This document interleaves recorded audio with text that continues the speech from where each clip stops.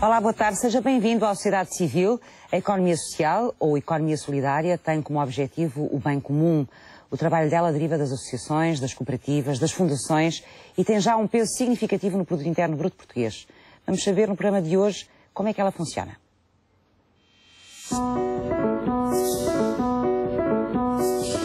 A economia social emprega mais de 5% da população ativa em Portugal.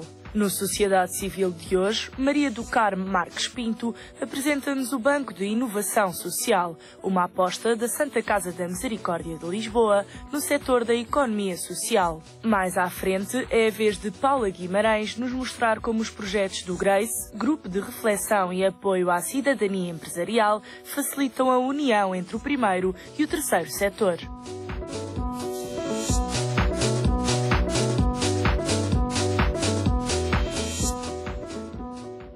Vamos então conhecer mais de perto neste programa o que é a economia social, como é que ela está a funcionar em Portugal, quais são os seus grandes desafios. Muito obrigada aos meus 4 convidados desta tarde. Jorge de Sá, bem-vindo, é professor universitário e é o presidente também do Centro de Estudos de Economia Pública e Social. Quando as pessoas ouvem falar, de uma forma geral, em economia social ou economia solidária, porque há quem prefira esse termo, ainda confundem muito com assistencialismo, com caridade. Talvez fosse importante percebermos claramente este conceito, o que é, o que cabe dentro da economia social. Bom, muito boa tarde. A economia social, em primeiro lugar, pode ter a designação também de solidária e isso tem a ver com umas pequenas diferenças do ponto de vista conceptual que estão para além da Europa. Na Europa é a economia social, na América Latina é a economia solidária e uma proposta do professor Paul Singer, que é, desde 2003, responsável no governo brasileiro pelo combate à pobreza e pelo desenvolvimento da economia solidária. Por esse efeito, ele propôs aqui há uns anos que se falasse economia social e solidária. Economia social e solidária, portanto, para juntarmos as expressões, porque, e vamos aí percorrendo toda a América, desde o Canadá e depois México até ao Chile. Os Estados Unidos da América não têm esta designação, eles têm sobretudo uma aproximação a um conceito de organizações não lucrativas, not for profit, e que é diferente da concepção europeia e da concepção latino-americana, que é, aliás, depois aquela que encontramos, por exemplo, a nível do Japão e também em África. Mas diferente na sua forma de organização ou diferente nos objetivos que persegue? Diferente, desde logo, na sua definição, na integração ou não das cooperativas e das mutualidades no seio da economia social. Nos Estados Unidos da América, as mutualidades não têm expressão, as cooperativas têm uma expressão, aliás, de um pouco menos de 2% do PIB, o que é um PIB enorme dos Estados Unidos da América, portanto é muito significativo, mas não é considerado economia social porque consideram que são organizações que visam o lucro. Quando, na realidade, a concepção que nós temos europeia é que não visam o lucro. Ou melhor, elas não existe uma apropriação privada dos resultados da exploração que possam ser positivos. Mas pode haver lucro no sentido desse lucro ser reinvestido na sociedade e nos projetos. Pode haver excedentes, e esses excedentes podem até ser distribuídos aos próprios membros, no caso das cooperativas, insisto, pode ser distribuído porque são excedentes. Imagino que nós éramos sócios de uma cooperativa, que essa cooperativa vendia-nos várias coisas, por exemplo, garrafas de água. A senhora comprava 500 garrafas no ano, eu comprava 1000, chegávamos ao fim do ano e víamos, olha, compramos €1, mas afinal 90 cêntimos chegava para pagar tudo, as garrafas e o que estava à volta. A senhora recebia 500 vezes 10 cêntimos, que era esse excedente, e eu receberia 1000 vezes 10 cêntimos, que tinha comprado 1000, e portanto era um excedente, não é um resultado de um lucro. E portanto, há aqui uma diferença conceptual que é fundamental, porque nós organizamos livremente para uma atividade, e, portanto, ao organizarmos livremente para exercer essa atividade, entre membros, não há lugar a lucro. E essa atividade não tem como objetivo o bem público ou o bem comum? Só tem. Eu costumo dizer que a economia social e solidária, já agora, para seguir a proposta de Paul Singer, que ela parte de gente concreta para resolver problemas concretos. Se ele a partir de cima para baixo, funciona mal. Aliás, nós temos alguns exemplos em Portugal e em Espanha de organizações de tipo cooperativo organizados sob a ditadura e que sempre tiveram problemas de funcionamento e hoje têm. Em alguns casos, porque não é sentido, não emergiu das pessoas com uma necessidade concreta. Aliás, está aqui o Presidente da União das Mutualidades e que pode também descrever as próprias mutualidades que tentaram resolver problemas concretos. Uma grande organização do setor mutualista, que é o Montepio Geral, nasceu para resolver o problema de funcionários públicos. Nasceu já há muitos anos, no início do século XIX, para resolver problemas das viúvas e dos filhos de funcionários públicos que faleciam, que viviam a um nível bastante razoável do ponto de vista social e que, por morte, deixavam pessoas completamente... Mas é que transformou-se numa instituição diferente, não é? Não, claro que evoluiu, mas eu estou a dizer é que este nasceu nessas circunstâncias. Resolver problemas concretos, pessoas concretas. E a maior parte das organizações é assim que elas vivem e que elas nascem. Mas deixe-me só dizer-lhe, para que nós possamos situar a economia social no mundo. No mundo atual, um habitante do mundo em cada 6 está relacionado com a economia social. E estes números são mais de 1.000 milhões de pessoas. A economia social é pouco falada, porque ela própria fala pouco de si. Ela provavelmente porque às vezes não se reconhece como tal, não é? Pode também haver problemas de identidade, mas no fundamental há problemas de comunicação.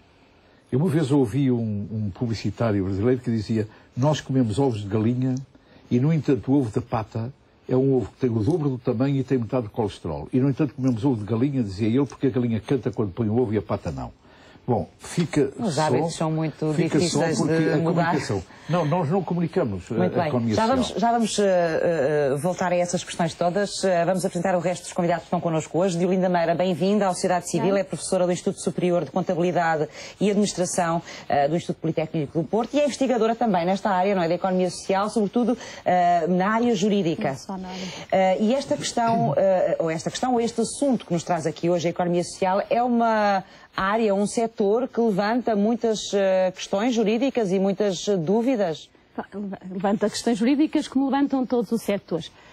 Relativamente à economia social, a questão jurídica e as questões subjacentes ao setor é uma questão que é muito importante, uma vez que a economia social durante muitos anos, infelizmente em Portugal, foi um pouco esquecida por parte das universidades e dos institutos politécnicos e do ponto de vista jurídico... Esquecida em que aspecto? Não era estudada. Não era estudada, nem ministrada, não é? Não era estudada e, portanto... Não era investigada, por um lado, não era objeto de investigação. Felizmente, nos últimos anos, o processo inverteu-se. E hoje ela é objeto de projetos de investigação, as organizações universitárias e produzir mais conhecimento sobre este setor. E isso também se reflete do ponto de vista legislativo. Este ano, no ano 2013, tivemos uma aprovação de uma lei de bases da economia social, por unanimidade, na Assembleia da República. Portugal foi o segundo país do mundo a aprovar uma lei de bases da economia social, a seguir à Espanha. Agora já temos uma terceira lei de bases, que é a canadiana, e brevemente teremos a francesa. Portanto, somos pioneiros em algumas coisas e em algumas coisas boas. É sempre bom sublinhar, sobretudo nesta altura, não é? E o consenso que também se gerou à volta desta lei de bases da economia social. E esta lei de bases da economia social, do ponto de vista jurídico, é extremamente relevante para o setor, porque vem conferir visibilidade jurídica ao setor. Existia alguma invisibilidade, eu digo alguma, porque a Constituição da República Portuguesa prevê este setor no seu texto. Não lhe chama setor da economia social, chama-lhe setor cooperativo e social, e nós encontramos ao longo do texto constitucional um conjunto de princípios que estão articulados entre si, que tratam deste setor relevantíssimo, que muita gente chama de terceiro setor, porque temos um setor público, um setor privado e um outro setor, que será este setor ocupado pela economia social, E, portanto, o texto constitucional já prevê este setor. Há 2 princípios relevantes nesta matéria. O princípio da coexistência dos 3 setores. Portanto, na economia portuguesa temos o setor público, privado... Já o prevê e ele é praticado. Exatamente. E tem sido praticado ao longo da história, não é? Existiu sempre. Mas, provavelmente, não se organizou, foi como uma estrutura, como um setor em si, não é? Digamos que as famílias que integram o setor, este termo é muito utilizado, não se tinham ainda encontrado. Elas hoje têm uma estrutura, que é a Cooperativa António Sérgio para a Economia Social, na qual elas estão representadas, e as 4 grandes famílias que nós identificamos no setor, as cooperativas, as mutualidades, as associações e fundações, que depois poderão ter o estatuto de IPSS, e a lei de bases da economia social... Mas são essas 4? Essas 4 grandes famílias? Essas são as 4 grandes famílias que tradicionalmente nós identificávamos no setor. Se bem que a lei de bases da economia social, quando faz o elenco das entidades que integram o setor da economia social, adota a chamada perspectiva aberta. Poderão integrar o setor outras entidades, desde que cumpram os chamados princípios orientadores da economia social, que estão consagrados no artigo 5º da Lei de Bases, e desde que exista um registro numa base de dados da economia social, que a Lei de Bases também fica aberta a novas formas de organização, exatamente, que possam surgir até com a inovação, etc. Sendo que aqui a baliza é estabelecida pelos princípios orientadores que estão consagrados na Lei de Bases e que de facto são princípios que refletem também a especificidade deste setor, porque este é um setor que tem, tal como o Sr. Professor Jorge Sá já destacou, uma especificidade, uma vez que é um setor que desenvolve uma atividade económico-social, diz a Lei de Bases, e liga o termo económico-social por um hífen, portanto não estamos a falar de uma mera atividade económica, mas uma atividade económico-social. Portanto, uma atividade que é dirigida aos membros ou à comunidade. Para a sociedade, não é? Aqui o termo social eu entendo num outro sentido. Então, estamos a falar de uma atividade económica que a título principal não tem uma finalidade lucrativa. Claro. A título principal tem uma finalidade dirigida à satisfação dos interesses dos membros ou da comunidade, e a Lei de Base ainda acrescenta uma outra nota. É uma atividade económica ou social que visa de forma direta ou indireta o interesse geral. Portanto, este enfoque no interesse geral, que é a grande especificidade do setor da economia social e que, muito recentemente, o próprio Tribunal de Justiça da União Europeia destacou a propósito de uma queixa feita relativamente à questão dos benefícios fiscais concedidos às cooperativas. Vamos falar disso mais adiante, Olinda. Não vale a pena falarmos já de tudo, porque vamos depois, ao longo do programa, falar mais em pormenor e aprofundar cada um desses setores, cada uma dessas áreas que falou aí, e conhecer até melhor a Lei de Bases, que é importante, com certeza. Luís Alberto Silva, bem-vindo, é Presidente do Conselho de Administração da União das Mutualidades Portuguesas, é Presidente também do Conselho Fiscal da CASES, que é, ajude-me? Cooperativa António Sérgio para a Economia Social. De que falou ainda agora. Vamos explicar às pessoas o que é isto do mutualismo, antes de mais, para as pessoas perceberem o que é esta atividade e como é que ela se posiciona dentro da economia social e solidária? Portanto, o mutualismo, eu ainda esta semana estava com membros do Governo, por via da questão da lei, por via da reforma do Estado, e falávamos precisamente que o nosso país tem uma história de 900 anos. O movimento mutualista, a primeira associação mutualista que existe a registro, surgiu em 1297, portanto, em Beja já tem cerca de 700 anos, portanto, não foge muito. E o movimento mutualista é, como disse o professor Jorge Sá, as próprias pessoas que, não tendo realmente as respostas por parte do Governo, que se organizam para corresponder às suas próprias necessidades. A diferença entre o movimento mutualista e as cooperativas é que nós não distribuímos os resultados, nós alargamos os benefícios aos nossos associados. Portanto, qual é a diferença, para percebermos, de uma forma prática? Enquanto, como dizia o professor Jorge Sá, que um cooperante de uma cooperativa... Podemos ir ao exemplo das garrafas de água, que era bom e simples. O exemplo que estava a colocar, em que aquele que investe mais recebe, no fundo, o investimento que fez.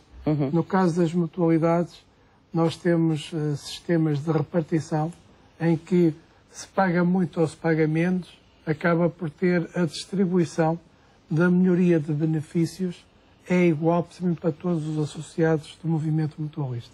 Portanto, não há entrega de dinheiro, mas sim o aumento de benefícios, em que o associado não se faz a distribuição financeira monetária pelo facto daquele resultado que aquela atividade teve. Vai sim aquele dinheiro dos resultados para o exemplo. Ouve-se tudo. O exemplo concreto, por exemplo, nas farmácias, em que o benefício é que os medicamentos sejam mais baratos, mais baixos. As consultas, que em vez de ter as consultas de um determinado montante, são diminuídas, não são mais baixas, portanto, no fundo, faz uma redistribuição dos benefícios que estamos a conceder. Em função do investimento. Exatamente. Nós temos cerca de 1 milhão de associados que pagam uma cotização por mês, portanto, há uma corresponsabilização. 1 milhão de associados é muita gente. É cerca de 1 milhão de associados e que concedemos benefícios a cerca de 2,5 milhões de pessoas. Porque eu, como associado... Mas tem a família, não é? Envolvida? Exatamente, que tem direito por mim, mesmo não sendo associado. Porque eu, quando vou à farmácia, se for a minha esposa ou se for as minhas filhas, elas não têm que ser associadas e beneficiam por estar agregadas precisamente ao associado daquela instituição. E a diferença também, enquanto que, quando falamos nas entidades de economia social solidária, é que as entidades de mercado, que é o caso das mutualidades e das cooperativas, solidária, estamos a falar da CNIS, das Misericórdias, que já é mais de caridade. E, portanto,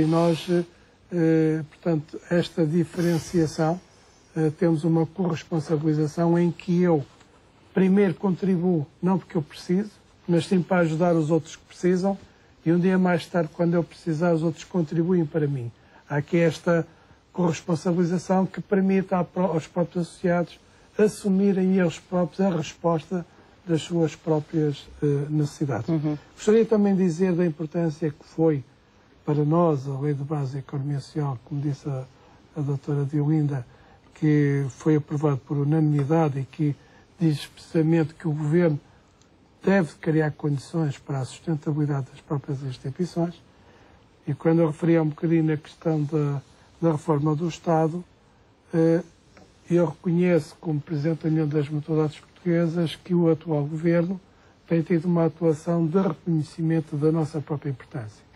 E aí o facto do documento ter um guião para a reforma do Estado nos entregar para nós fazermos contributos que a União das Mutualidades Portuguesas já me entregou ao Vice-Primeiro-Ministro, permite que essa importância, porque temos custos mais baixos do que tem o privado e o próprio público, e permite uma qualidade e uma proximidade que o Governo está a reconhecer precisamente das entidades da economia social solidária e que isso permitirá, no nosso entender também, que esta questão desta crise, no futuro, ela não volta a acontecer, porque está-se a tomar medidas no sentido de evitarmos repetir as crises, porque esta que estamos a ter já o tivemos também no passado com o Fundo Monetário Internacional e, portanto, é um aspecto positivo que eu gostaria que o Governo, com esta atitude que está a ter, não seja de reconhecimento quando estamos em crise, porque as empresas, quando há crise, saem e vão à procura dos mercados para os lucros.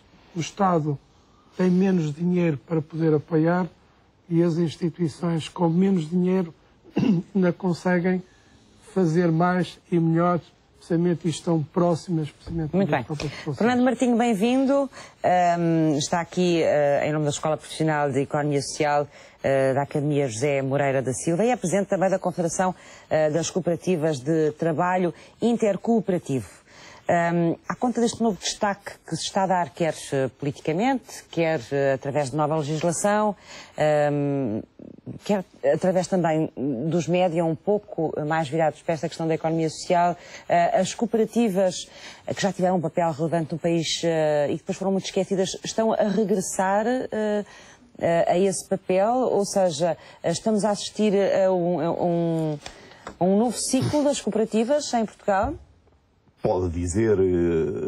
Podemos dizer isso com propriedade, na medida que há uma redescoberta do papel das cooperativas, porque são exatamente a parte da economia social que se organizou e se organiza para participar ativamente no mercado.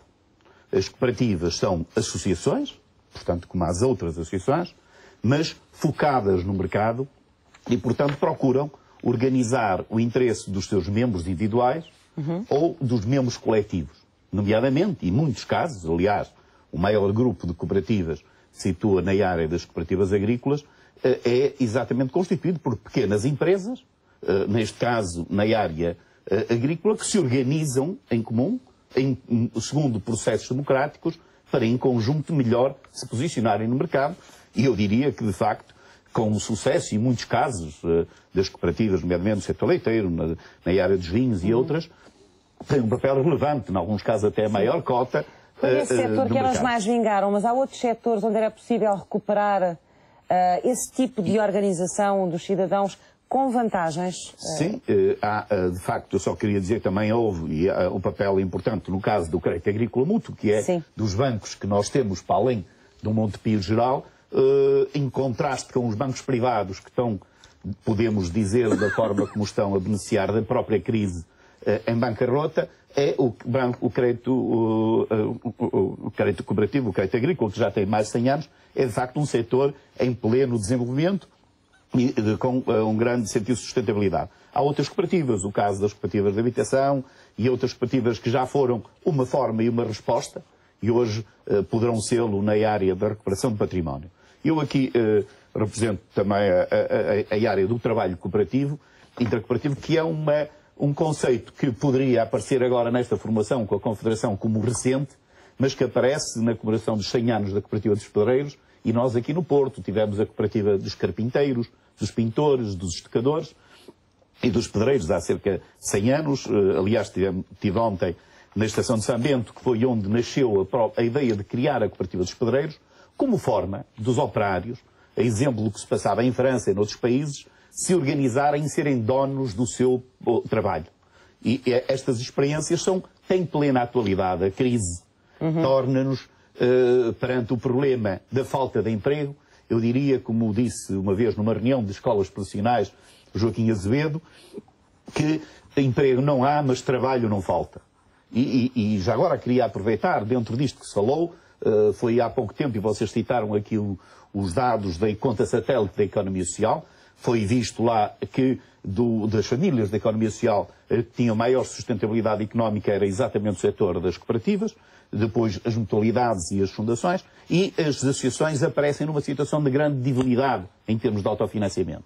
Mas publicado um estudo em paralelo sobre o trabalho voluntário, veio-se a descobrir que a viabilidade das associações é por grande quantidade de trabalho voluntário.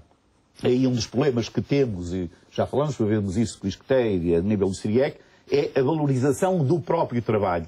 No meio desta economia social, há muito trabalho de sustentação de todas as organizações de economia social, e mesmo também das cooperativas, mas mais nas famílias das associações, que é derivado de voluntariado ao nível de dirigentes, ao nível de membros, e a nível de cidadãos que, não sendo membros das organizações, se ligam a elas e as tornam viáveis e lhe dão sustentabilidade. É importante hoje em dia fazermos essa valorização, que já começou a ser feita pela CAS e pelo INE, nas contas, no inventário do trabalho. Aliás, hoje em dia já é considerado, existe a categoria de trabalho voluntário. E o nosso trabalho, o trabalho intercooperativo, hoje em dia, já quando os cidadãos têm que se identificar, podem assumir que são membros de uma cooperativa de trabalho. Normalmente cooperativas de produção operária, prestação de serviços, cooperativa na área do ensino, como é o caso da Academia José Moura da Silva, em que os membros são os trabalhadores. E nós queríamos, no primeiro ano da Confederação, lançar um repto às várias organizações de economia social para que organizem o trabalho das suas equipes de trabalho sob a forma de cooperativa de trabalho.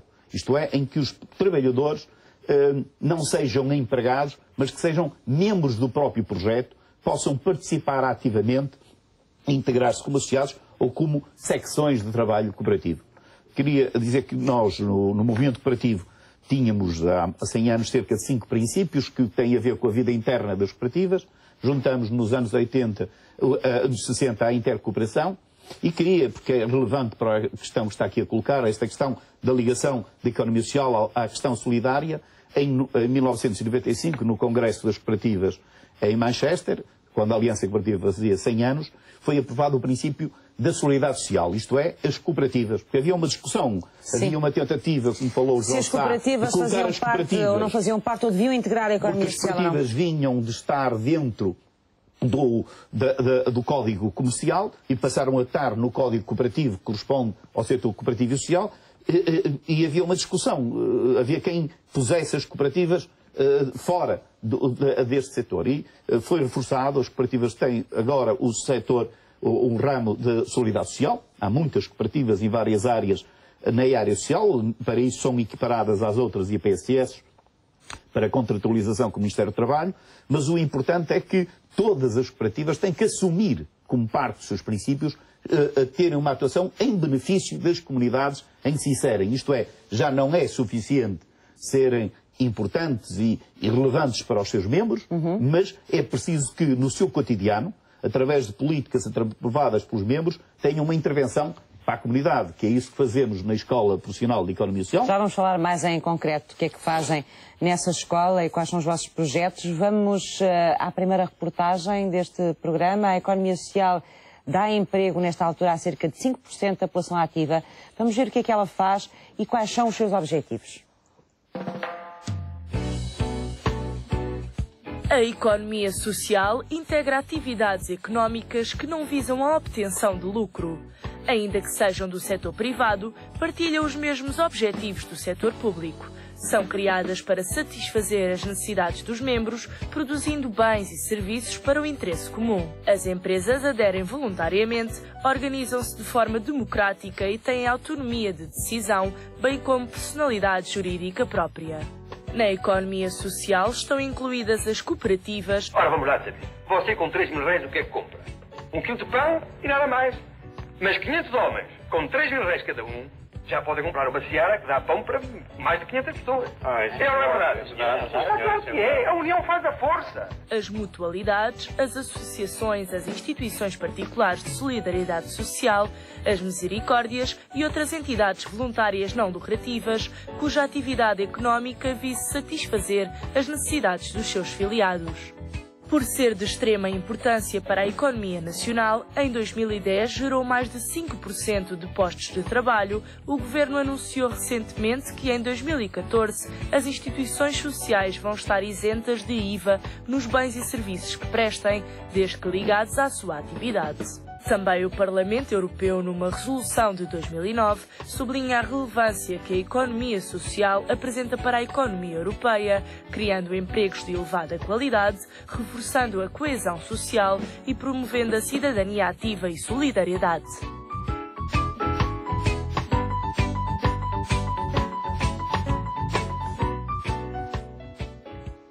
Diolinda, queria acrescentar aqui alguma informação em relação a esta questão das cooperativas que estávamos aqui a ver com o Fernando. Eu gostaria de acrescentar o seguinte: isso resulta da própria definição de cooperativa que está presente no Código Cooperativo Português. As cooperativas, em termos de objeto social, articulam sempre duas dimensões. Uma dimensão económica, uma vez que as cooperativas nascem para satisfazer as necessidades dos membros, de vária índole, e uma dimensão social, que se relaciona com o princípio cooperativo do interesse pela comunidade. Isto é uma questão que hoje está na ordem do dia, que é a questão da responsabilidade social. Nós falamos da responsabilidade social das empresas relativamente ao tecido empresarial em geral, mas a verdade é que a responsabilidade social das empresas para, vamos chamar-lhe as sociedades comerciais, tem um caráter voluntário. As sociedades são responsáveis se o quiserem. Aquilo a que nós no direito estamos a falar de normas de soft law, de adesão voluntária. Enquanto que nas cooperativas a questão da responsabilidade social das empresas não tem esse caráter voluntário. Diz-se, aliás, que a responsabilidade social das empresas nasce com o setor cooperativo. E isso está refletido neste sétimo princípio, o princípio do interesse pela comunidade. Faz parte do ADN das cooperativas serem responsáveis socialmente. E isso pode estender-se a todas as entidades que integram o setor da economia social e que estão refletidos nos princípios orientadores enumerados no artigo 5º. Portanto, a questão de se as cooperativas devem ou não pertencer ou estão ou não dentro da economia social está resolvida? Está resolvida, aliás, é consensual na doutrina que constitui o braço mais robusto da economia social. Os princípios orientadores da economia social inspiram-se nos princípios cooperativos e nos valores cooperativos.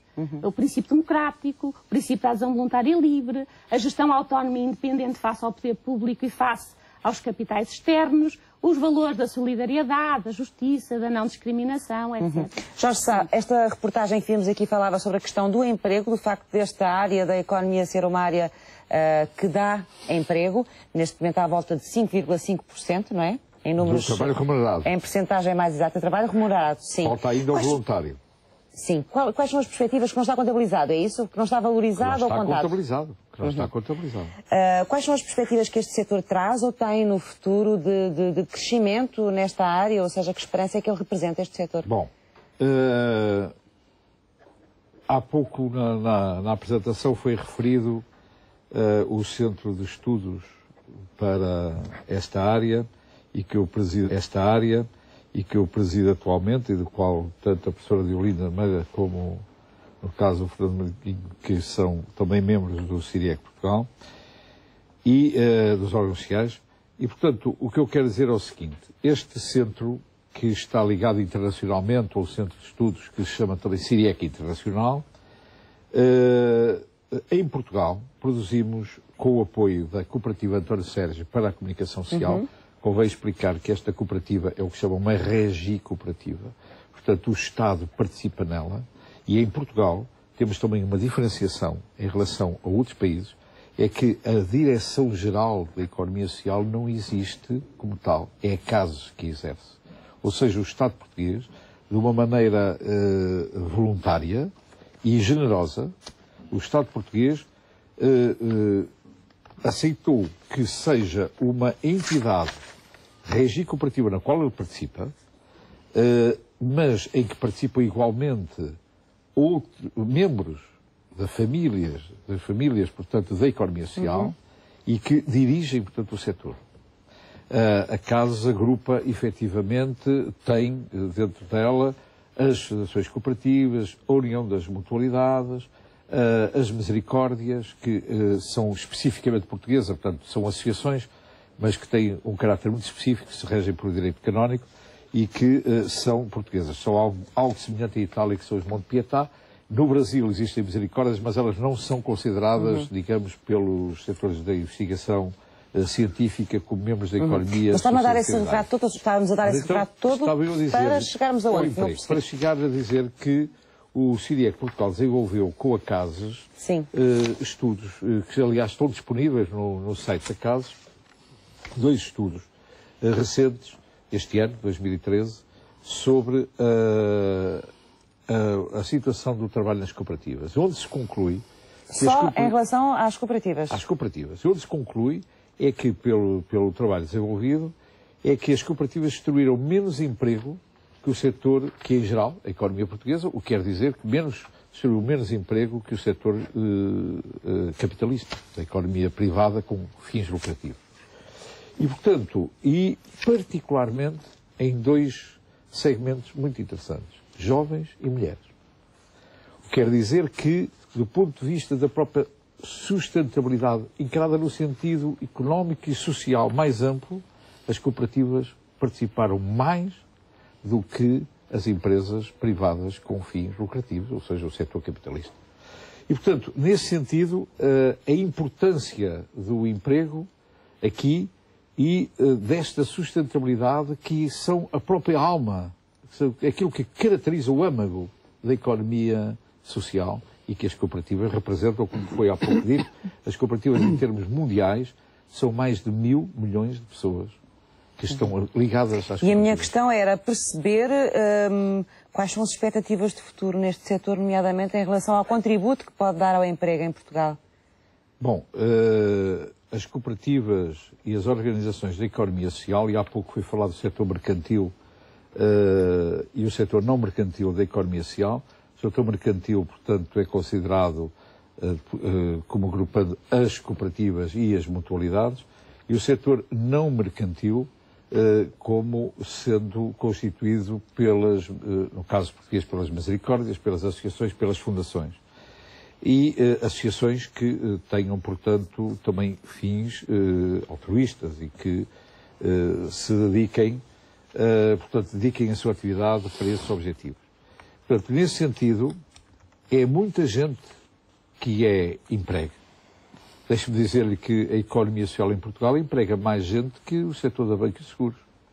Não acresce tanto valor, porque acresce por lado do trabalho. E essa maneira solidária de estar e de ver a economia, não é, que é globalmente considerada, por isso, economia social e solidária, sem separar as famílias. E, claramente, as cooperativas também se fazem economia solidária, ou as mutualidades, ou as associações ou as fundações. Portanto, neste sentido, o emprego é um dos aspectos que a União Europeia e que a própria Comissão Europeia tem feito ressaltar. Portanto, existem, do ponto de vista da Comissão Europeia, políticas que têm sido desenvolvidas e que certamente vão ser aceleradas, digamos que neste momento estamos à espera das eleições europeias e, portanto, as coisas também, do ponto de vista da própria Comissão, estão não tão ativas, porque estamos na perspectiva também de eleições, embora vá haver um grande encontro agora em Estrasburgo, em janeiro, mas da economia social, mas efetivamente há nas políticas europeias que tem sido dado mais importância, mas vai ter que ser aumentada essa importância. Tem a ideia que o próximo quadro comunitário de apoio vai aumentar também essa importância nessa área. Sem dúvida. Diolinda, vamos então conhecer um bocadinho mais de perto esta lei de bases e perceber, antes de mais, porque é que ela é importante, porque é que ela traz de novo ao setor e de que forma é que ela pode incentivar este setor. A lei de bases é relevante, desde logo, porque dá visibilidade jurídica ao setor. E o legislador diz-nos o que é que devemos entender por setor da economia social. Sim.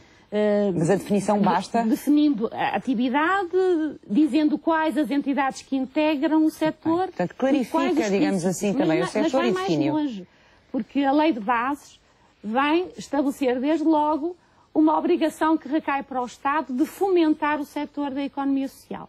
Isso resulta do artigo 10º da lei de bases. Portanto, o Estado, os poderes públicos, deverão fomentar o setor, desde logo criar condições de autossustentabilidade do setor e fundamenta este dever de fomento no interesse geral.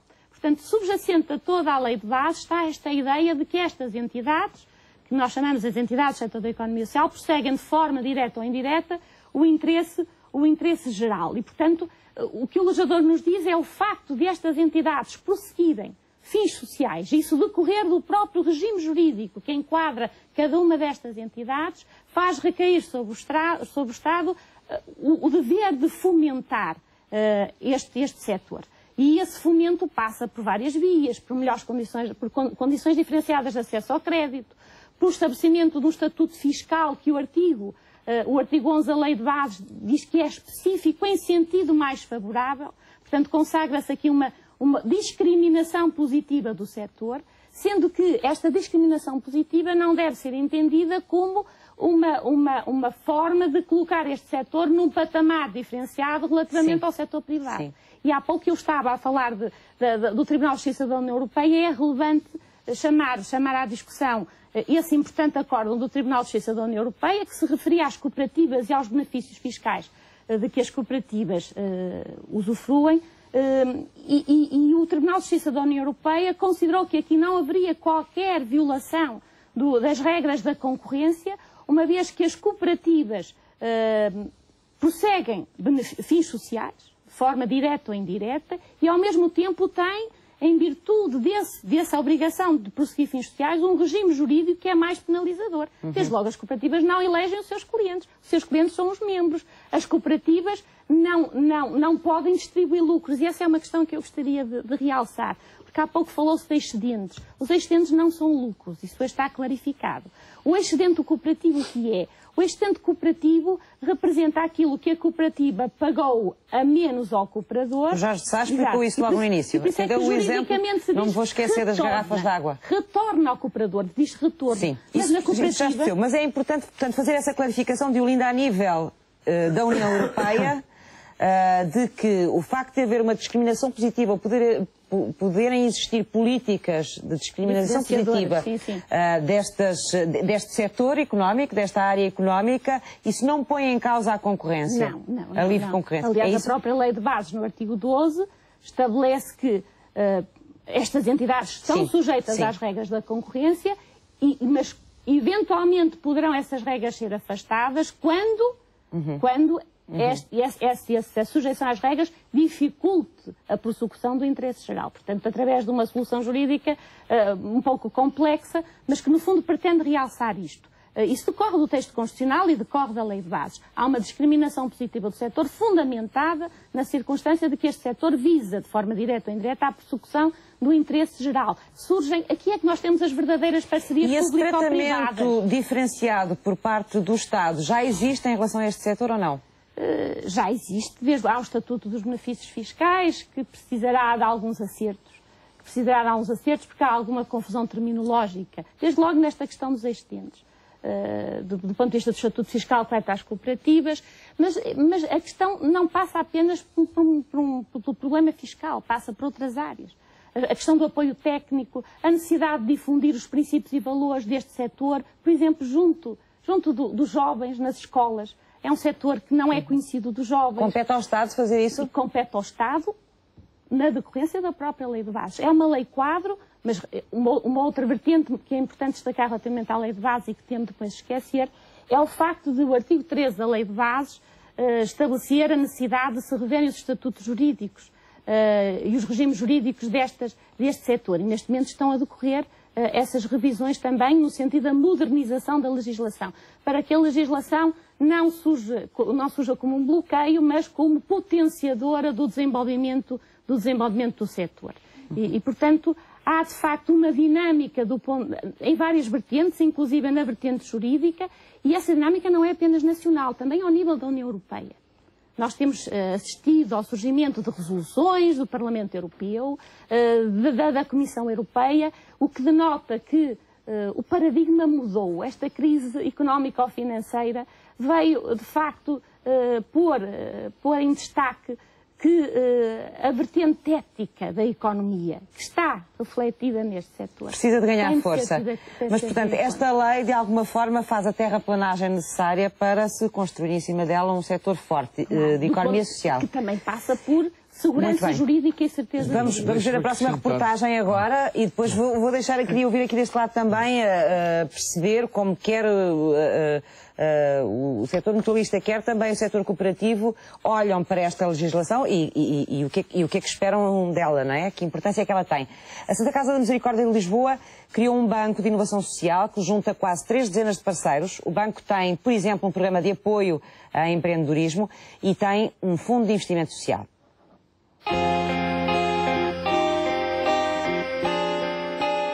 O Banco de Inovação Social é uma plataforma promovida pela Santa Casa da Misericórdia de Lisboa que pretende unir todas as entidades que têm um papel importante no apoio à inovação e ao empreendedorismo social em Portugal. Desta forma, a Santa Casa da Misericórdia de Lisboa pretende seguir as pisadas dos países europeus e construir o futuro da economia social no nosso país. Há 515 anos que a Santa Casa da Misericórdia inova. Portanto, é a obrigação da Santa Casa da Misericórdia, o papel da Santa Casa é liderar a inovação que é necessária na economia social. Foi isso que a Santa Casa fez através da criação do Banco de Inovação Social, BIS. O que é que se propõe como inovação, como pensar o futuro, qual deverá ser o futuro da economia social? Pois passa por outras maneiras de colaboração no setor, associando o Estado, as empresas do terceiro setor, da economia social, as empresas do primeiro setor e o cidadão. Portanto, não há processo de inovação que não tenha que contar com estes 4 elementos fundamentais. Por outro lado, é preciso sistematizar, planificar e desenvolver o empreendedorismo como forma de resposta, encontrar novas respostas para os problemas que existem, para as necessidades que temos, para os desafios que temos.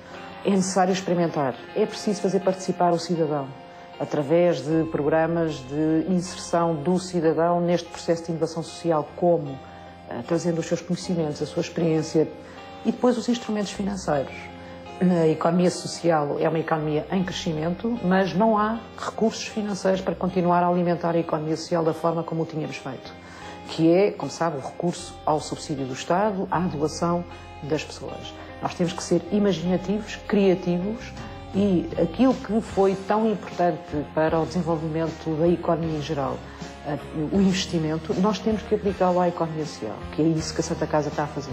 Promover o primeiro fundo de investimento social no país, com os parceiros do Banco de Inovação Social, abrir caminho com as autoridades, planear, pensar como é que nós deveríamos articular este instrumento. Aquilo que está a ser feito na Europa, nós estamos a transpor para Portugal, só que para chegarmos ao nível onde estão os outros Estados europeus, que já começaram há 10 anos atrás, nós temos que acelerar muito.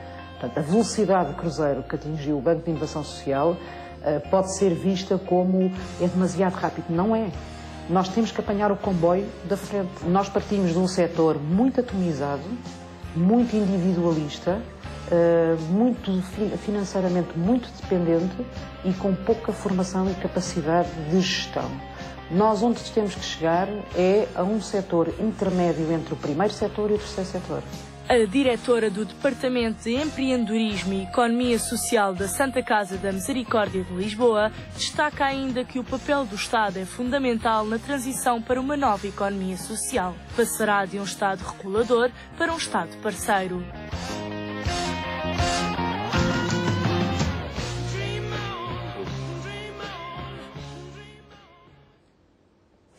Luís, queria ouvi-lo também sobre esta questão da nova lei de bases, o que é que ela representa, nomeadamente para a vossa área de trabalho, as mutualidades?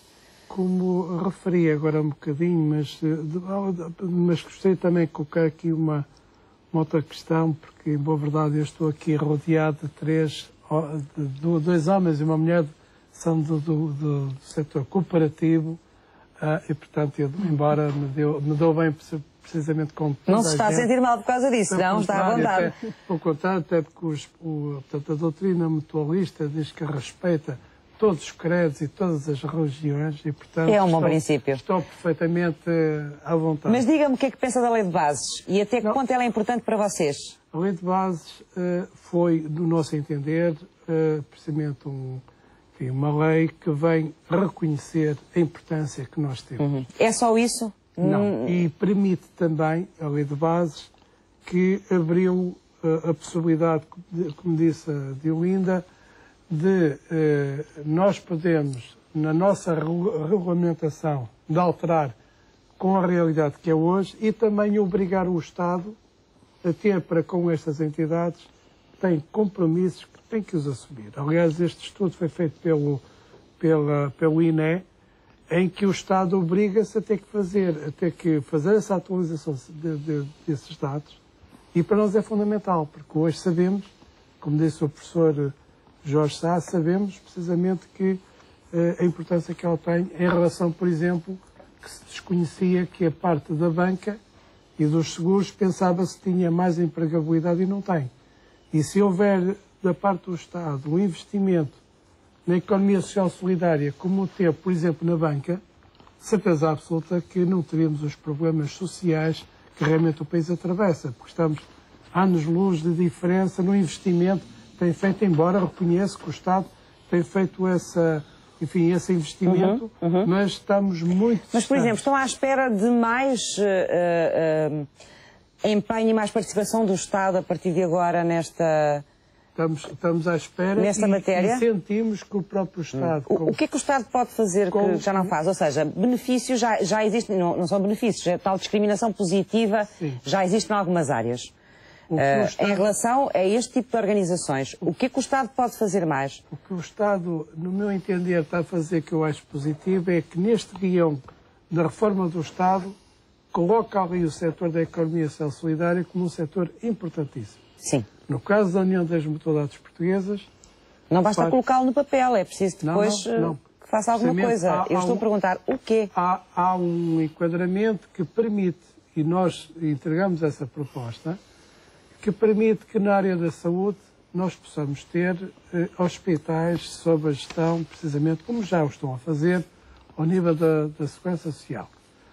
também permite que a resposta que o sistema de segurança social que se diz que está falido, e que podemos ter aqui um papel com as mutualidades, nos regimes complementares, de poder ajudar, permitindo que o Estado permita a qualquer cidadão que obrigam a pagar, enfim, uma comparticipação para a segurança social e ter uma parte da sua taxa para uma associação mutualista. Eu digo associação mutualista porque é uma prática que nós já temos, porque aqui existe ou os seguros, ou a segurança social, ou as mutualidades. E aqui é um reconhecimento do Estado da importância, atendendo que nós temos realmente custos mais baixos.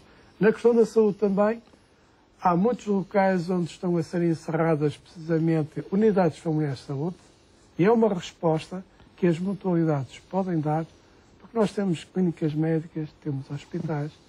É no Estado Novo que somos perseguidos, fomos muitos dirigentes presos e foram mortos. Mas isto já lá vai, vamos falar de futuro, porque é mais importante. Só para dizer o quê? Que nessa altura nós dávamos a resposta em toda a área da saúde.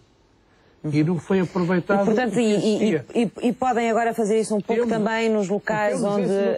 Isso está a funcionar no terreno. Temos médicos. Onde as entidades públicas não estão, não é? E aí podemos dar uma ajuda e o Estado, neste caso aqui, permite precisamente nós podermos, na questão do fomento do turismo social, na questão também que eu acho também é muito importante, no apoio e aconselhamento financeiro.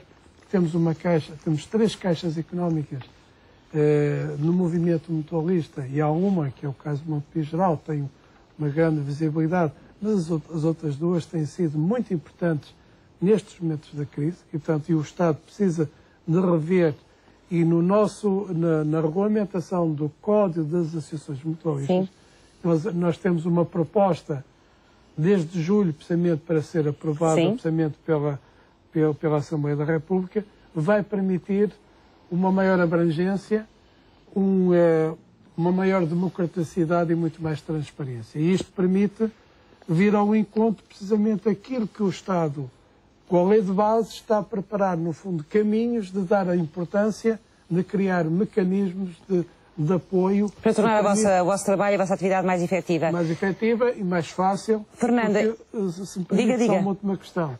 Uma das grandes queixas, e no caso do movimento mutualista, mas felizmente foi aprovado na última Conselho de Ministros, o adiamento da obrigatoriedade da constituição de sociedades comerciais, no caso das farmácias sociais, e que foi adiado por 6 meses e que vai ser criado o grupo de trabalho que andamos a bater para que a lei...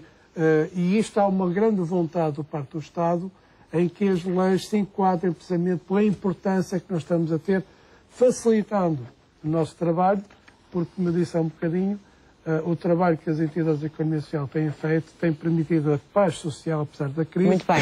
Há quem refira que, por exemplo, na Grécia, se tivesse uma economia social solidária como existe mais em Portugal, forte, teria, se calhar, menos... Podia o impacto ser menor, não é?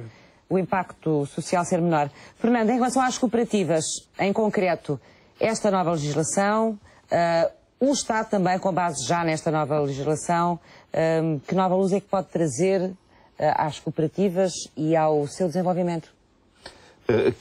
Se me permitia, pegava numa questão que tinha colocado ao Jorge Sá sobre a nova fase de criação e o papel das cooperativas na criação de trabalho, para dizer... Mas podíamos responder a isto e a seguir dizia... Pronto, então vou seguir a sua orientação. Para não nos confundirmos muito. Eu dizia que, de facto, nós estamos com algumas expectativas, com alguns problemas que são urgentes resolver. Um deles é, por exemplo, a regulamentação do crédito cooperativo, que em Portugal está bloqueado apenas ao crédito agrícola, mas que as caixas de crédito, muitas delas já funcionam numa perspectiva de desenvolvimento local, rural e mesmo a nível de cidade, e não está regulamentado o crédito aberto em termos gerais, como existem nas credit unions em vários países, e seria importante que esta possibilidade de se evoluir no sistema de crédito cooperativo, torná-lo mais universal, que fosse desenvolvida. Uma outra questão, há alguma perspectiva nesse sentido? Nós queremos e estamos disponíveis para introduzir na discussão esse tema, na medida que é um tema que tem vindo sucessivamente a ser adiado e não se tem cumprido porque havia compromisso, e está no atual Código Cooperativo, que todos os setores que estão abertos ao setor privado são possíveis de ser desenvolvidos pelo setor cooperativo. Sim. E, portanto, não se justifica. Há, por exemplo, havia entraves na questão das agências de viagem, e há aqui um problema que aqui foi falado pelo colega antes, que tem a ver, por exemplo, com esta exigência de que, para a questão das farmácias, se crie para aquele negócio sociedades para desenvolver isso. Assim como nos clubes de futebol, queiram associações para desenvolver o negócio do desporto, criar sociedades desportivas. Por que não criar cooperativas? Isto é, as cooperativas são uma forma, e esse é um grande desafio, que nós vamos ter agora à mesa as várias organizações de economia social. Sim. Que é nós. Mas uma coisa são os vossos desafios e a forma como vocês se vão organizar. Mas é preciso que a legislação não bloqueie. Isto é, mas essa legislação bloqueia, não? Quando diz que a associação diz que para gerir um determinado negócio só pode criar uma sociedade do ponto de vista privado, bloqueia porque a organização poderia criar para aquela resposta daquele negócio, criar sob a forma de cooperativa. E ao dizer que só pode criar se for sociedade, vai limitar a possibilidade nas figuras presentes em termos de modalidades. Eu gostaria sobre isso. E, portanto, este é um problema. Que há cooperativas que já o têm e, portanto, um dos desafios que vai haver a muitas associações que têm atividades económicas que vão não apenas para os seus membros e que são fonte de receita da sua organização, temos que entrar num desenvolvimento, num conceito mais de grupo de economia social, em que de associações, eu, por exemplo, estou ligado à Cooperativa dos Pedreiros, que foi criada há 100 anos com os recursos financeiros da Associação dos Pedreiros. Isto é, há um papel que muitas associações são a incubadora onde nascem novas cooperativas, e muitas cooperativas têm feito surgir associações. E, portanto, cada vez mais este trabalho de reconhecimento mútuo, de passarmos a operar em parceria entre as próprias organizações de economia social. Por exemplo, só para focar, no caso da Cooperativa dos Pedreiros, nós vamos em breve no centenário celebrar, e a primeira obra que tivemos para realizar foi a Casa do Povo Portuense, que é uma cooperativa e que foi a primeira obra realizada pela Cooperativa dos Pedreiros. Já agora, eu gostaria... Não queria falar sobre a questão que o Jorge Sá tinha levantado? Foi lançado há um ano, agora concluiu-se em novembro, uma grande dinamização de um programa para motivar os jovens a enquadrar-se em cooperativas, que é o programa Coop Jovem. Foi apoiado na altura. Dele aqui na Sociedade Já falaram por o Marco António, enquanto Secretário de Estado, teve um papel muito grande para reforçar. Pena é que os responsáveis nos serviços, nas comissões de coordenação, tenham bloqueado e impedido o funcionamento do apoio técnico que estava previsto de acordo com o regulamento. Há grandes perspectivas. Sim. Bloqueado no sentido de que estava previsto que o apoio técnico fosse feito por entidades que estavam em rede com o Instituto de Emprego e com a CASES, e agora foi criado o problema de ter que se fazer um concurso público para ver quem são as entidades que vão prestar esse apoio. Portanto, nunca mais vamos sair dessa patota, como se costuma dizer. Esperamos, pelo menos, por ocasião do próximo quadro comunitário, em que estes programas se prevê que sejam até reforçados, isso seja viável. Nós, por exemplo, estamos a dar um contributo. Os grupos de jovens que estão nesses projetos... Portanto, o programa foi criado, mas não está a funcionar neste momento ainda, não pode? Neste momento está a funcionar quando entidades como nós, através da Uninor, estamos a fazer isso em trabalho voluntário, enquadrado pela nossa Confederação, e nós temos aqui alguns grupos, queria só aqui destacar no Porto, os grupos que estão a trabalhar rapidamente, temos que ir à próxima reportagem. Na área do visitas de turismo no Porto, um outro na área de recuperação do património, que está a trabalhar com a própria Cooperativa dos Pedreiros e com a nossa escola profissional, que tem curso nesta área, e um que é o Welcome Home, gostaria só de chamar a atenção para esse programa, que é um programa que está a ser desenvolvido na incubadora da Universidade Católica, e que é a criação de uma cooperativa que visa formar pessoas, digamos, sem abrigo e torná-los animadores da visita à cidade do Porto. É um projeto muito interessante, com um enfoque social extremamente importante, e esse é um dos projetos que estão a ser apoiados no âmbito do Grupo Jovem ao nível dos promotores. Agora haverá a fase seguinte. Queria ainda dizer que, a nível geral, os cidadãos que quiserem criar cooperativas, têm cooperativas, associações, mutualidades, outras associações, têm um programa, que é o programa de microcrédito, que funciona junto da CASES, que podem procurar no site Sou Mais. Eu já agora queria fazer propaganda ao site da CASES, que é o Zoom. onde está um conjunto de informação com interesse para a economia social, e um dos vossos desafios era nós dizermos como é que as pessoas podem chegar a estes programas.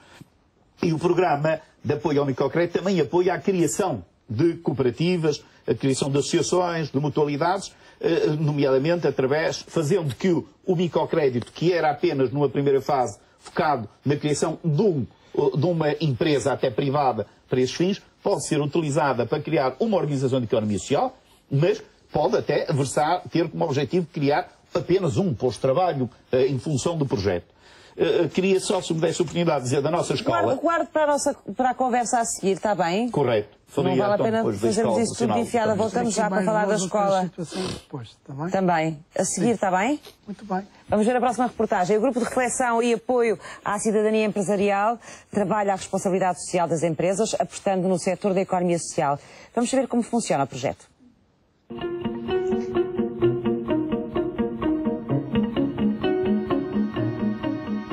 De acordo com o Grupo de Reflexão e Apoio à Cidadania Empresarial, num contexto de redução evidente da capacidade de financiamento público e da escassez de receitas provenientes dos doadores regulares, atrair as empresas enquanto potenciais investidoras é uma emergência para o terceiro setor.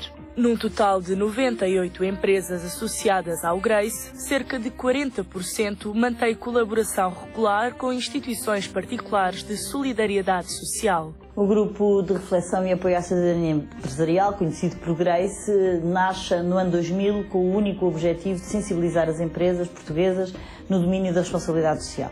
No domínio do desenvolvimento sustentável, mas também procurar explicar-lhes a importância de resolverem e de fazerem uma ação e uma relação com a comunidade, de a envolverem e de integrarem no seu plano de negócio e na sua estratégia uma perspectiva de compromisso com a sociedade envolvente. E é essa a nossa grande missão. Nós, enquanto Associação de Empresas, percebemos que a economia social é um parceiro incontornável. E neste momento é também a economia social uma fonte de riqueza, uma fonte de promoção do trabalho e, portanto, nós entendemos que temos que pôr ao serviço desse terceiro setor aquilo que é o know-how e a experiência do setor empresarial. Há um projeto que nós desenvolvemos em conjunto com a economia social, que é o projeto do voluntariado. O nosso voluntariado corporativo e ações como aquelas que o GRACE desenvolve ajudam muito a estreitar as relações entre estes dois mundos, que não são assim tão diferentes. Por outro lado, nós temos vindo a desenvolver algumas relações de formação e destacava aqui o guia que nós construímos este ano em colaboração com o Capacidade e que visa mobilizar as empresas para a relação com as IPSs e para investirmos em projetos sociais. E, por outro lado, estamos também muito empenhados com alguns dos nossos associados em desenvolver algumas estratégias para medição do impacto social.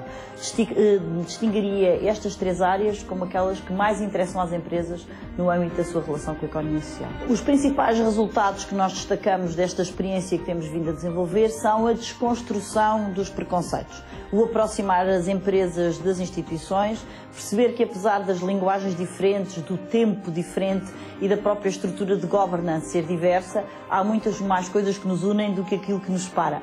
E isso é a principal conclusão. A segunda é que as empresas têm vindo também a aprender com as IPSs algumas estratégias de resolução de problemas numa estrutura e numa conjuntura de adversidade como aquela que vivemos.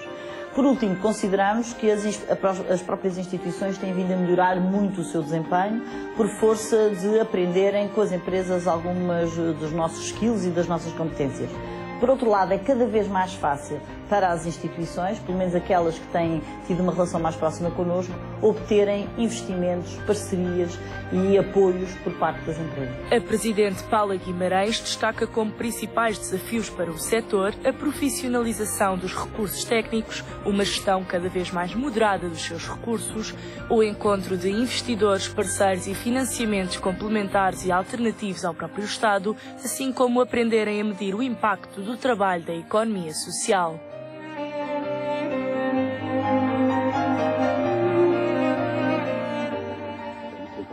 Vamos voltar então à conversa à mesa, que está muito animada. Eles conversam por todo lado, menos comigo. Violinda, e a questão que eu queria colocar era esta aqui que o Fernando levantou há pouco, sobre alguns constrangimentos que haverá, nomeadamente em relação à forma como este setor se pode organizar, e dava aqui o exemplo de, em determinadas circunstâncias, só poderem ser criadas sociedades. Quer explicar-nos um pouco melhor o que é que ela diz sobre isso?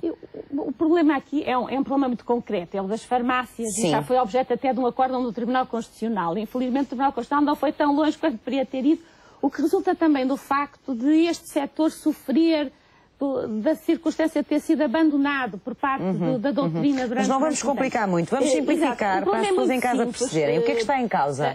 As mutualidades têm farmácias privativas, ou seja, que fornecem medicamentos aos seus associados. Sim. Se o quiserem fazer relativamente a terceiros, se quiserem vender os medicamentos a quem não é associado, a lei diz que são as chamadas farmácias sociais, terão que constituir uma sociedade comercial. Portanto, cria-se aqui uma outra... E o Fernando acha que podia ser uma cooperativa? Não, é muito simples. Eu até resolveria o problema, basicamente, não é? Eu resolveria o problema de uma forma ainda mais simples. Eu aplicaria o regime jurídico que existe para as cooperativas. As cooperativas atuam com os membros, nascem para satisfazer as necessidades dos membros, mas a lei permite que elas desenvolvam operações com terceiros, que seria o regime que eu proponho para resolver o problema das farmácias Mas sociais. não é esse que existe neste momento. Portanto, era muito simples. Qual é a desvantagem? Isto era muito simples. Portanto, a mutualidade podia vender os medicamentos a terceiros, o que daí resultaria é lucro, mas não podia ser distribuído, era obrigatoriamente afetado a reservas e aumentava a possibilidade de sustentabilidade do setor. Ou seja, é um regime jurídico que já existe para o setor cooperativo e que se aplicaria... Isso eu já percebi. Mas não é esse que existe. Não é esse que está. Qual é a desvantagem deste? É que isto torna a estrutura muito mais pesada. Terá de constituir uma sociedade comercial com os custos que daí decorrem para poder comercializar medicamentos com quem não é associado. Muito bem. Só para fecharmos este capítulo, Luís, qual é a opinião sobre isto? Este processo tem estado a ser conduzido por mim, porque nós temos, quer as misericórdias, também têm farmácias sociais. Tivemos recentemente uma reunião em Fátima para debatermos este problema. Como eu disse, felizmente o Governo atendeu a importância e adiou o processamento por 6 meses, e a partir de janeiro vai ser criado um grupo de trabalho para vai estudar isto. Para nós mas, portanto, no vosso entender, as sociedades também não é o melhor caminho? Não. Nós entendemos que também entendemos que não temos que ir para um exemplo de uma cooperativa quando nós somos mutualidades. Ou somos então, que tipo de regime é que criam? O que nós pretendemos aliás, o que a Diolinda dizia, é o que nós já fazemos. Os resultados da venda dos medicamentos resulta para a ação social. Não é para distribuir pelos seus dirigentes, são voluntários. E atenção que estas farmácias que vendem aos associados e ao público em geral é resultado no momento em que o país tinha necessidade de farmácias, que não existiam, e passaram estavam no terreno a fazer este serviço. Eu gostaria também de... Portanto, espera ainda que essa questão se... Sim, eu estou convencido e sempre afirmei isso, e fruto do processamento da lei de bases, e que isto foi um problema levantado em 2007 com o governo anterior. Muito bem. Portanto, acha que isso se pode resolver? Luís, já vai falar a seguir do que tem mais para nos contar, e eu agora vou aqui ao Jorge de Sá também para nos falar de uma outra questão, que são as parcerias público-sociais. Para já, o que é isto das parcerias público-sociais e que papel é que elas podem desempenhar no desenvolvimento da economia social? Bom, a nossa Constituição, a Constituição da República Portuguesa, estabelece que há 3 maneiras de fazer economia. A economia pública, a economia privada, como lhe chama, que é privada com fins lucrativos, ou seja, capitalista, e a economia cooperativa e social.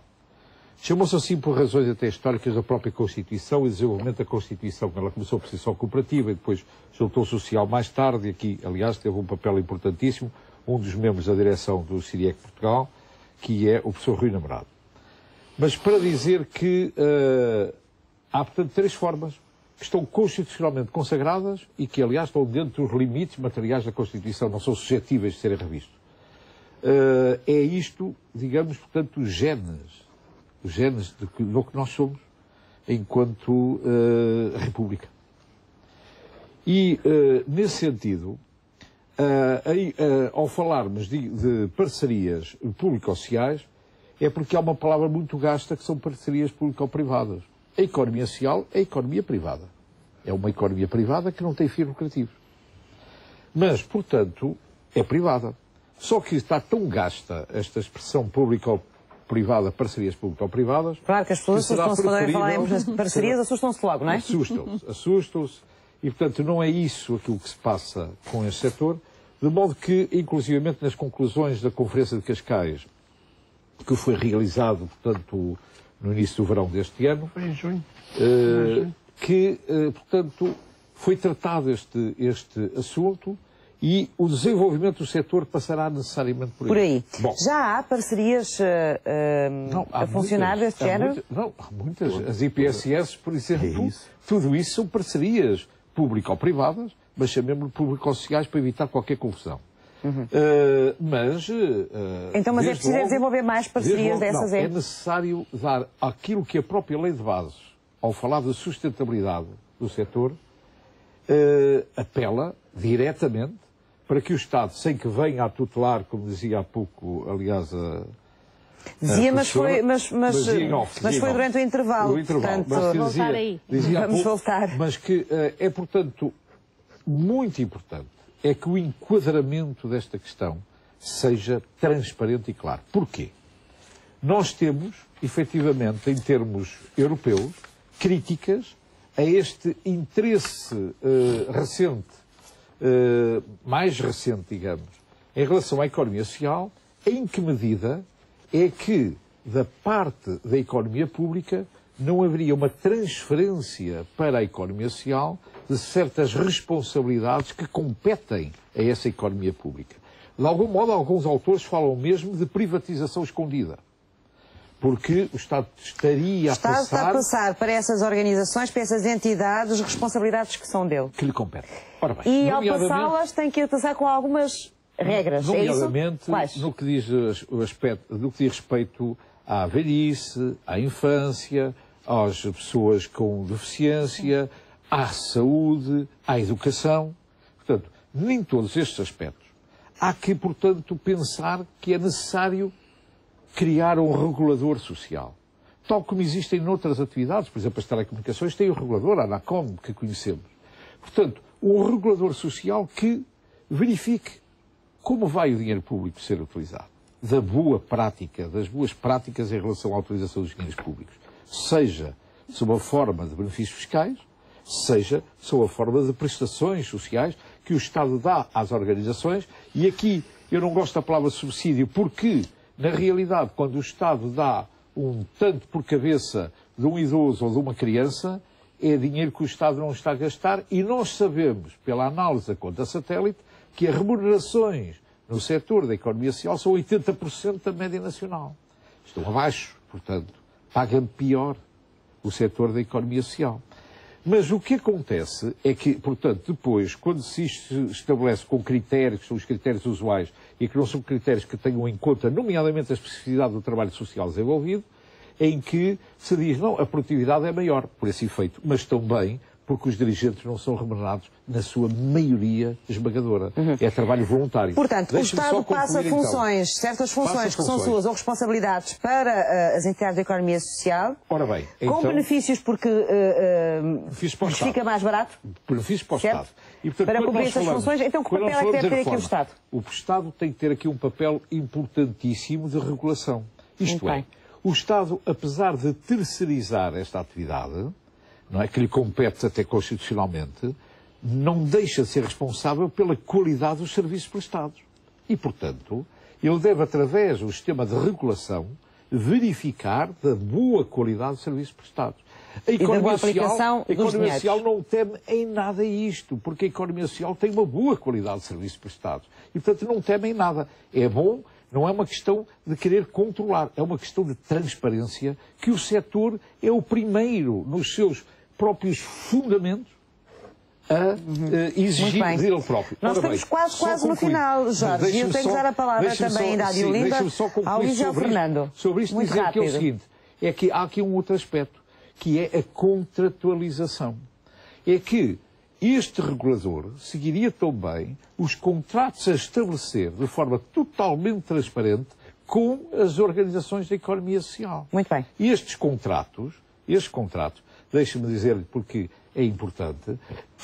E é para terminar mesmo. Para terminar. Vão-se queixar não, mas que é que o regulador, esta figura do regulador, de facto, isto obriga a que estes contratos vão dar a sustentabilidade. Muito bem. O regulador para este setor é importante. Fica a ideia-chave, que é o mais importante. Dizer, de ano a ano, de mão estendida, as organizações, e é preciso que esta contratualização seja plurianual para dar sustentabilidade que as organizações necessitam para fazer os seus investimentos e para muito bem. Violinda, papel do Estado nesta economia social. Muito rapidamente, pegando aqui no que o professor Jorge Sá disse, e voltando à lei de bases, o artigo 8º da Lei de Bases diz que o Estado, que devem ser asseguradas estas entidades da economia social, necessários níveis de qualidade, segurança e atuação com transparência. E faz recair sobre o Estado a obrigação de desenvolver em articulação com as organizações da economia social mecanismos de supervisão que assegurem essa transparência. O que nos leva a uma outra questão que é importante destacar.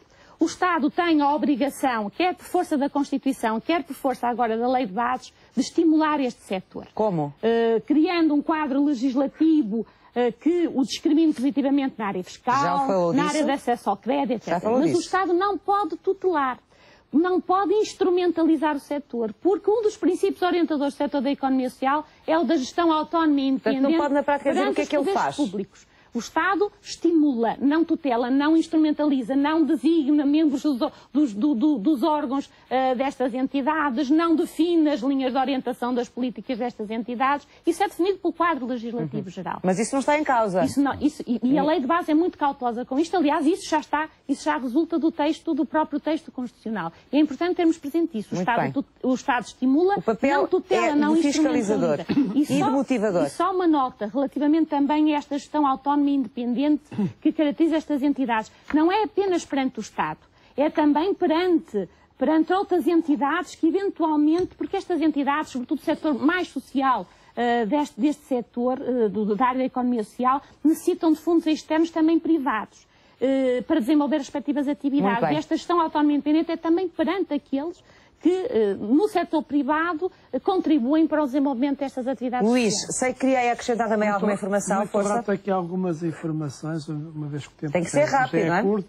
Tem que dar tempo ao Fernando. Para dizer precisamente que a União Europeia, e no caso a Associação Internacional das Mutualidades, está neste momento com o Estatuto da Mutualidade Europeia. Sim.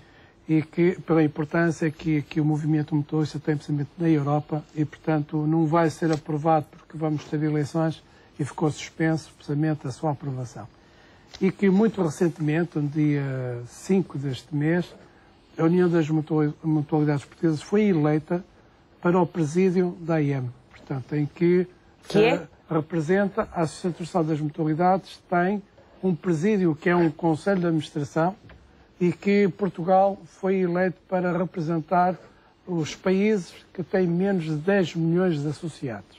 E, portanto, a União das Mutualidades Portuguesas está representada. Está lá, pelas políticas que vai haver, enfim, do mundo. Também queria falar que a questão dos princípios e valores que a Diolinda falou também são subjacentes, precisamente, no mutualismo também. Exatamente. Muito bem. Também queria dizer que nós, mutualidades, temos a Direção-Geral da Segurança Social e queremos continuar. Não estamos sobre a alçada da cooperativa António Sérgio. Fazemos parte da cooperativa, que foi muito importante porque permitiu conhecer os vários parceiros da economia social onde passamos a falar. Muito bem. Não tenho mais tempo para si, Luís. Tenho que dar tempo ao Fernando, senão ele não vai falar. Fernando, queria falar da escola profissional, não era? Fica-me a dever essa. Sim, sim. Não, a dever não, o TP deu, tenho que distribuir. Não, estou a dizer aqui.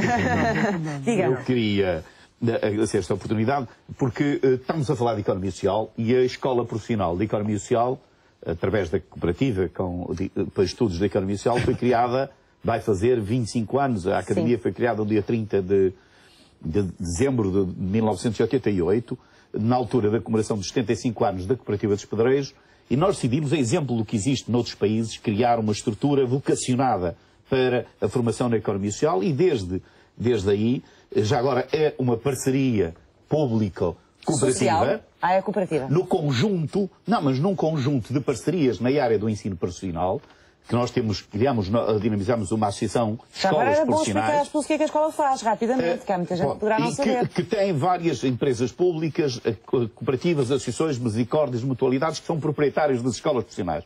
Na nossa, temos cursos na área do secretariado de economia social, na área da contabilidade para a economia social, gente para esta área, para este setor, que vão fazer práticas nas outras organizações, na área da recuperação do património, ligada à área do trabalho da Cooperativa dos Pedreiros, ligada à área do salvamento aquático, em que somos pioneiros a nível mundiais na área da formação, e fizemos cá uma conferência mundial sobre o salvamento aquático, e na área da formação no desenho digital 3 dimensões, portanto, em várias áreas, portanto, quando nós começamos, o reconhecimento mútuo não existia, nós trabalhamos. Agora, queria só dizer, na nossa perspectiva, mesmo a última frase. A mesma última coisa. Na economia social, nós estamos a trabalhar com as associações que são também os sindicatos, com as associações das empresas privadas. Sim, também trabalham com outros setores, com os outros setores. Porque existe aqui uma interdependência, uma ligação entre os vários setores que muitas vezes aparece como estão de uma coisa contra a outra.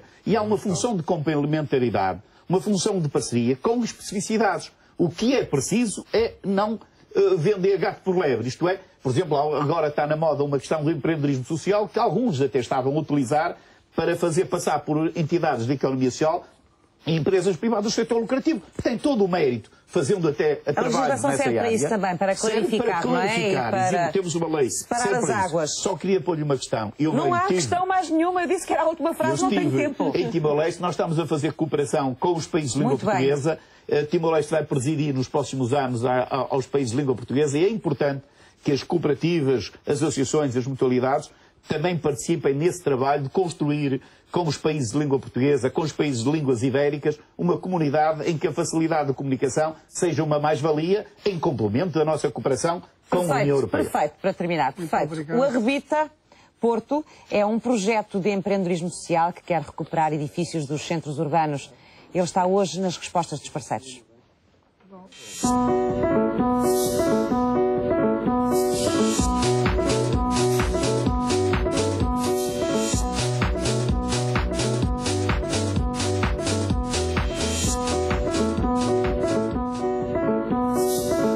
O José Paixão é arquiteto e coordenador do projeto Arrebita Porto.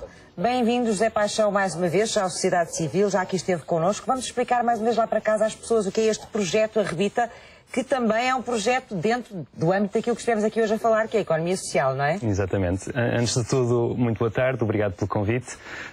O projeto Arrebita tem como objetivo reabilitar edifícios vazios do centro do Porto, que não são passíveis de uma resposta comercial, e fazendo através de uma rede colaborativa, portanto, congregando diferentes recursos que existem na sociedade para viabilizar reabilitações de edifícios abandonados e degradados que de outra forma não teriam lugar. Quando falamos de edifícios abandonados e degradados, estamos a falar que não têm interesse comercial, como disse, são edifícios de particulares, da própria autarquia. Nesta fase estamos a intervir num edifício que pertence à Câmara Municipal do Porto e era um edifício que estava abandonado há mais de 20 anos. E para nós era um caso paradigmático de parte do problema, onde um modelo alternativo à lógica de mercado, como é o modelo colaborativo e sem fins lucrativos do projeto Arrebita, pode ser mais relevante. Este é um edifício que a Câmara se tentou desfazer dele durante este período, e não conseguiu, sem qualquer sucesso, portanto não havia interesse do domínio privado em investir nele, e nós estamos exatamente a encaixar diferentes recursos de diferentes partes, por forma a viabilizar esta reabilitação, atendendo, no entanto, que durante todo este processo se geram mais-valias e contrapartidas para todas as partes envolvidas. Portanto, o produto, a mais-valia do projeto não está só no seu objeto, no objeto da sua atuação, no edifício reabilitado, mas em todo o processo, que envolve jovens arquitetos e engenheiros para os quais esta é uma experiência de formação prática e profissional, que complementa a sua formação académica, o envolvimento também das empresas,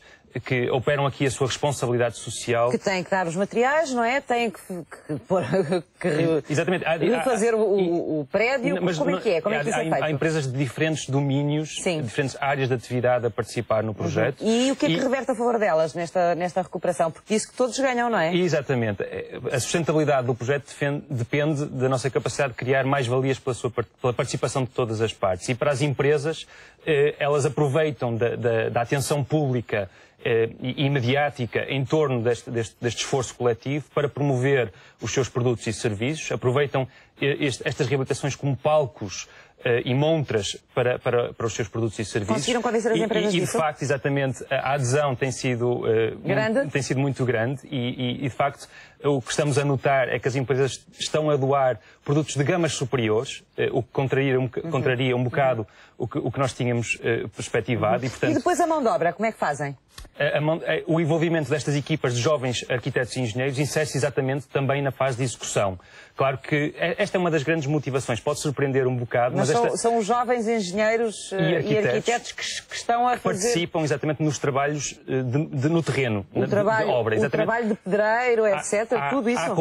Há contudo, tarefas de maior exigência e de maior risco para as quais eles não conseguem fazer estes trabalhos autonomamente. E para isso temos parceiros também de construtores que participam e que complementam a mão de obra não especializada, mas que tem aqui uma oportunidade de ganhar exatamente esse exige, José Paixão, um esforço constante de perceber em que ponto é que estão e de ir à procura das pessoas certas ou dos protagonistas certos para aquele momento em que este projeto está, não é? Exatamente. Eu acho que um dos maiores desafios do projeto é coordenar... Isso é uma aprendizagem em si também, não é? Sim, este é um projeto piloto. Nós estamos, neste momento, a testar um modelo colaborativo. Serve para otimizar esta coordenação, a participação de todas as partes da forma mais útil e eficaz possível. E claro que o objetivo é após... E provavelmente já criam aí uma primeira rede para depois reabilitar os próximos, exatamente, não é? Que pode ser conduzida depois... E pode crescer. Exatamente, na escalabilidade do projeto. O nosso objetivo é, de facto, intervir em mais edifícios, priorizando sempre aqueles de maior necessidade social. O primeiro piloto começou quando a ser recuperado? O projeto começou em abril do ano passado, toda a fase de projeto e de planeamento. Sim. E de montagem também. E já estamos na fase de obra propriamente dita. Exatamente. Desde há 2 meses para cá já concluímos todos os trabalhos de demolições. Já recebemos as primeiras entregas de materiais dos nossos parceiros, nomeadamente vigas e componentes de cobertura. E agora vão começar a pôr o edifício de pé. Exatamente. E já concluímos também a reconstrução da cobertura, que permite estancar todo o interior do edifício, para que a partir daqui o possamos retrabalhar por dentro, não é? No seu miolo. Falta dizer que este prémio foi um projeto vencedor. Este projeto foi um projeto vencedor. Sim, resulta de um concurso. Um concurso de ideias, exatamente, chamado FAS Ideias de Origem Portuguesa, promovido pela Fundação Calouste Gulbenkian, e que tinha como objetivo chamar os portugueses na diáspora para regressarem e participarem mais ativamente na resolução de problemas nacionais. Muito bem. Tem um site, não tem? Sim, sim, exatamente. Vá ver então no site, não se esqueça este projeto, conhecê-lo melhor e, por que não, ele pode ser reproduzido ou testado noutros pontos do país. Muito obrigada por ter vindo à sociedade civil, José Paixão. Venham mais notícias dos parceiros. Tome nota do que lhe possa interessar.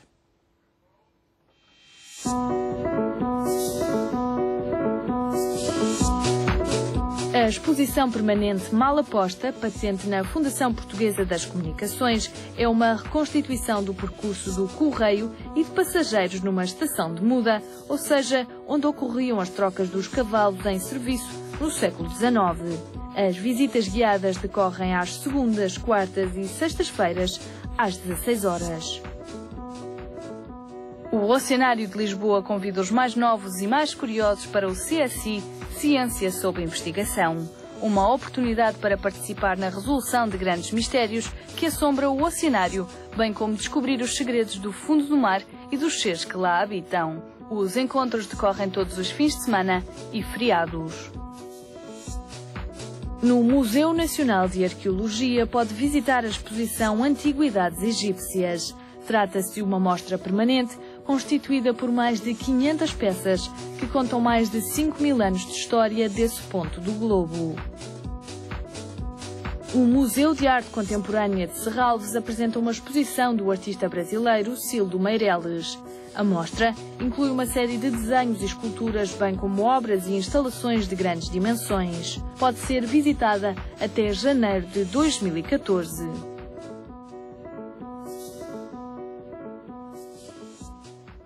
Estamos a fechar o programa de hoje. Muito obrigada aos meus convidados desta tarde que vieram connosco explicar-nos um pouco mais sobre o que é a economia social. Vou deixar-lhe uma sugestão de leitura no final deste programa, um livro de Lucy Gutiérrez, que é de Barcelona e que é artista e que fez um guia sobre o inglês. English is not easy. É um livro que parte da observação da forma como a língua inglesa é tratada e trabalhada nos média no dia-a-dia. A Sociedade Civil vai voltar na segunda-feira. Vamos falar dos tempos livres dos mais pequenos, como ocupá-los da melhor maneira. É um dos temas da semana. Pode conhecer os outros, como sempre, já sabe, na página do Facebook do Sociedade Civil. Tenham um bom fim de semana e não se esqueça que a Sociedade Civil somos todos nós.